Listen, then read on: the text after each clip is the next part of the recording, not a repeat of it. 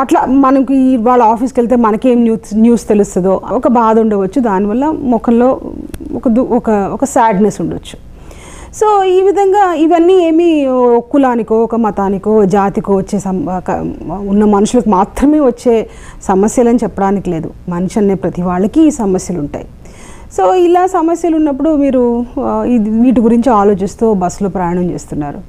ఈలోపు అసలు మీ క్యాన్సర్ ఆవిడ ఎవరో పరిచయం లేదు, మీకు ఎక్కడ చూసిన ఆవిడ కూడా కాదు, ఎవడో ఒక ఆవిడ మీ పక్కన వచ్చి కూర్చుని మీతో మాట్లాడడం మొదలు పెడుతుంది.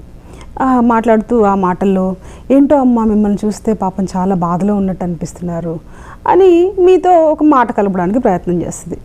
అప్పుడు మనం ఏదో మర్యాదకో లేకపోతే ఏదో పెద్ద ఆవిడ కదా ఏదో మాట్లాడుతుంది కదా అవునమ్మా అని మనము ఏదో ఆ సంభాషణలో మాట్లాడుతూ ఉంటే ఈవిడ కాసేపు మాట్లాడి మనల్ని కొంచెం పరామర్శించినట్లు చేసి ఈవిడ ఏం చెప్తుందంటే, అమ్మ మీకు విషయం తెలుసా,